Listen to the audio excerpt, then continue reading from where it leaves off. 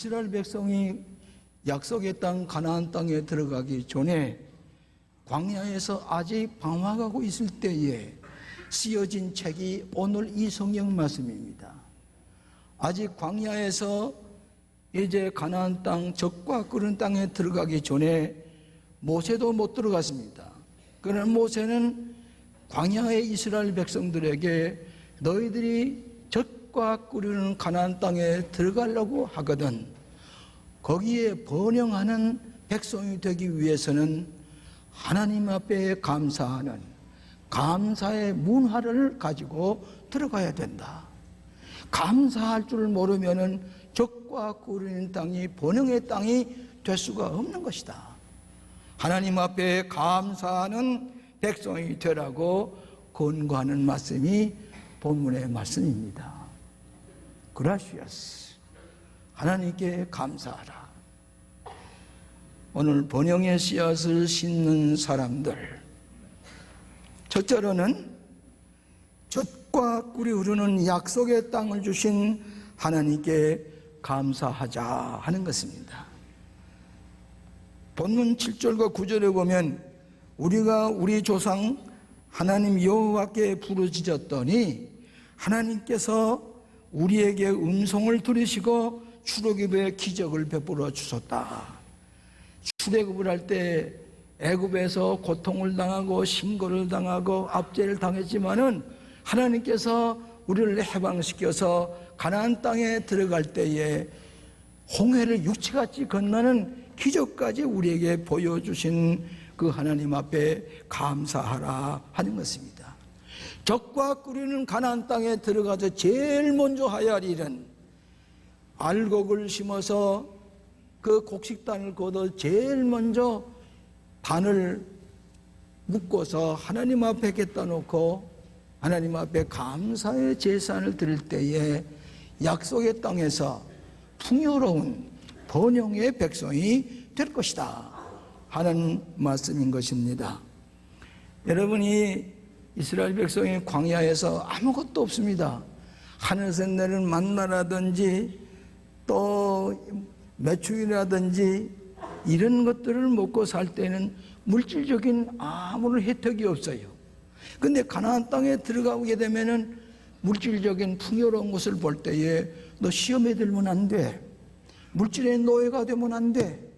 절대로 그 물질을 사유화해서는 안 돼. 절대로 물질의 노예가 되지 말고 하나님께 감사하는 제단을 제일 먼저 쌓아야 된다. 이렇게 말씀하신 겁니다. 그런데 여리고성은 한 사람의 희생도 없이 그 여리고성이 무너져 나가서 여리고성을 점령했습니다. 이제 이 여호수아와 일행들은 마음이 놓였습니다. 아, 하나님이 이렇게 우리를 도우시는구나. 그 다음 성이 하나 있습니다. 그 아이성이라는 성인데 이 성을 점령할 때는 독괴도 앞서지 않았습니다. 아주 쉽게 마음을 먹고 한 2, 3천 명의 군사만 보내가지고 아이성을 점령하다 그러는데 의외로 아이성의 정황이 강합니다. 도저히 이길 수가 없습니다. 36명이 전사자가 생겼습니다.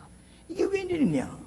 하나님께서 왜 우리에게 이렇게 아이성에서 패배하게 하셨느냐 알아보았습니다.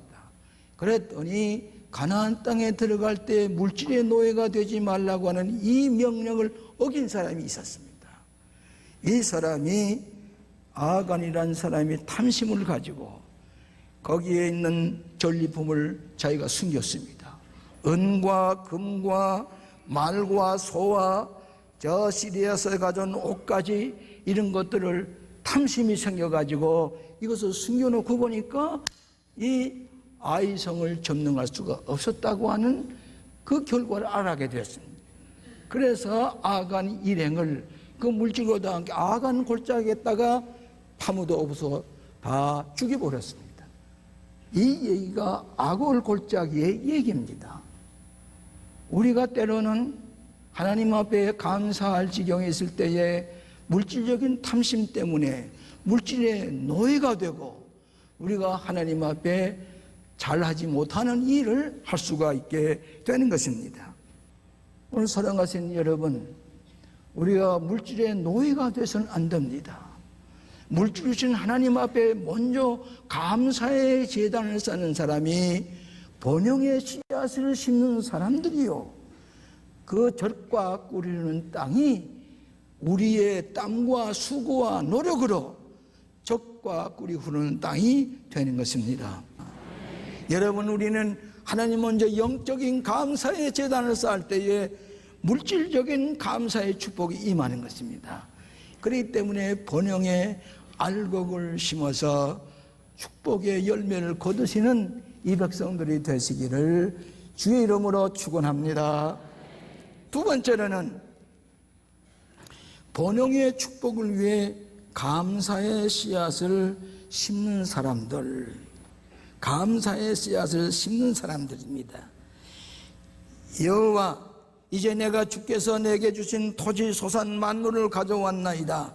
아직 광야에서 방황하는 이 백성들에게 번영의 땅에 들어가서 젖과 꿀이는 풍요한 땅에 들어가서 좋은 씨앗을 심어서 거두어서 첫 열매를 하나님 앞에 가지고 나와 이렇게 제단을 쌓고 하나님 앞에 드릴 때에 하나님께서는 심는 대로 거두게 하시는 축복이 임할 것을 약속해 주셨습니다.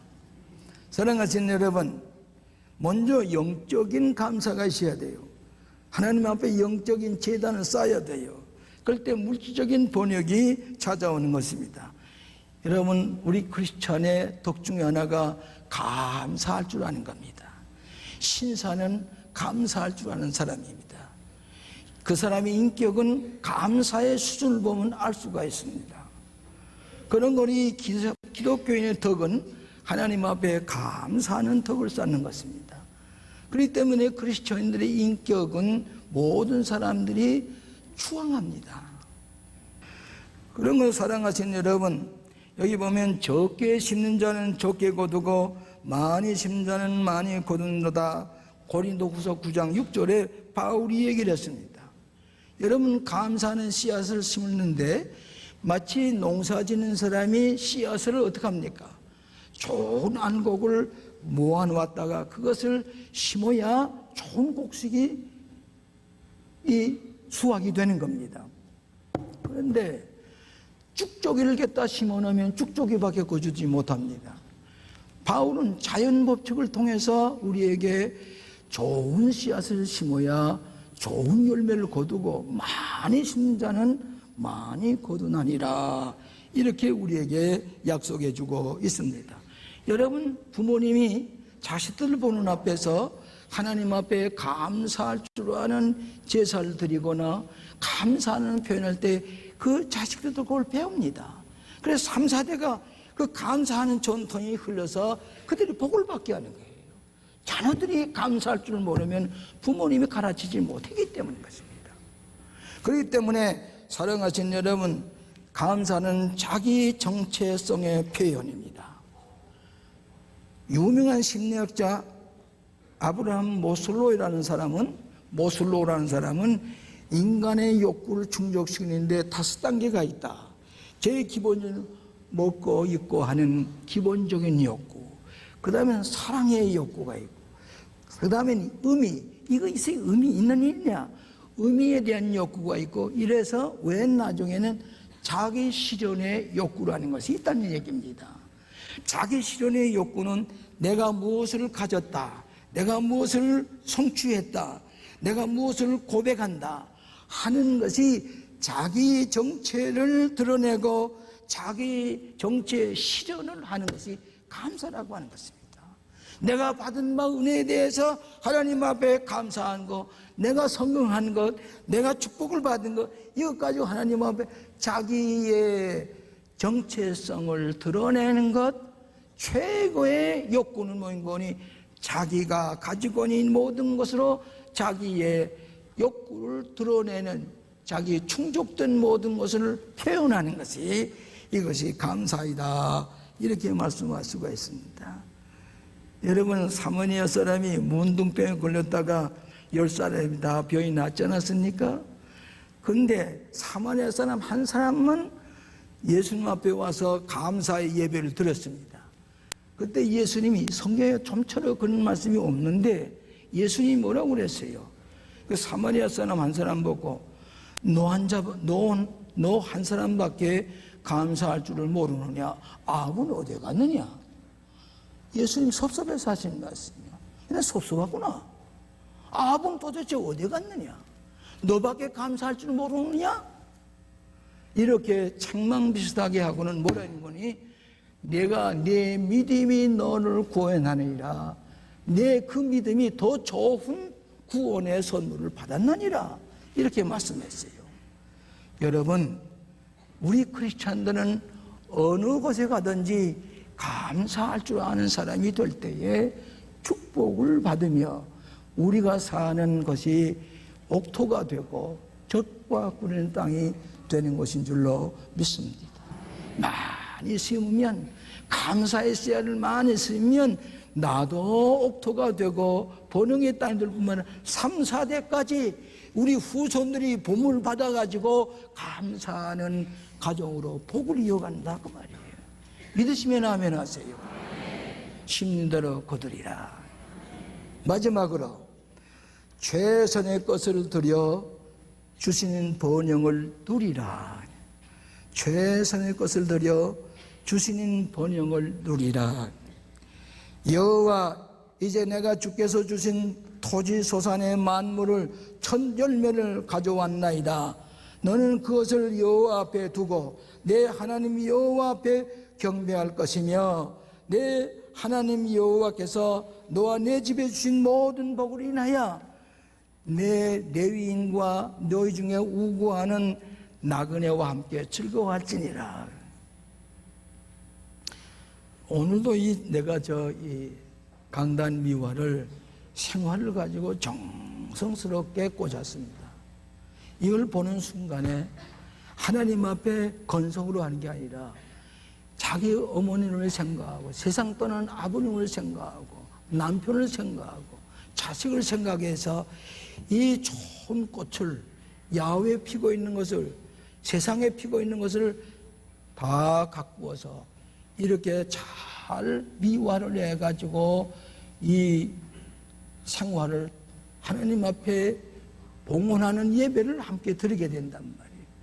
어느 미국 교회 가보게 되면은 이 생활을 매번 사다가 이렇게 꽃꽂이를 것이 비용이 많이 드니까 조화를 만들었어요.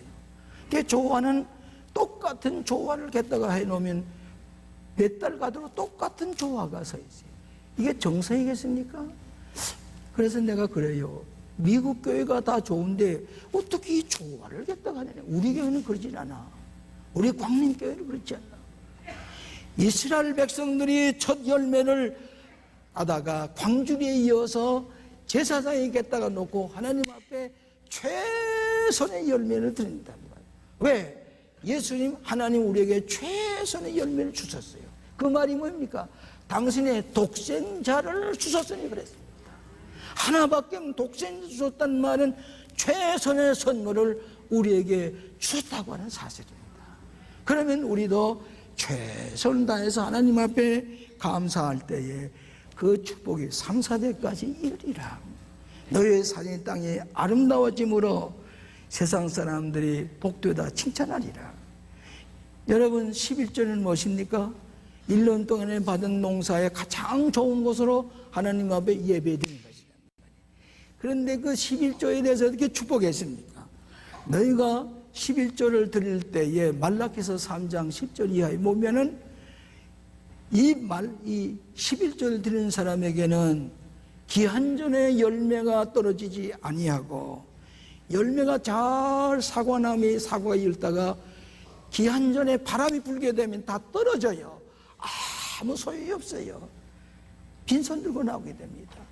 이 기한전에 열매를 떨어지지 않게 하시며 그 다음에는 황충가 먹어버리지 않아.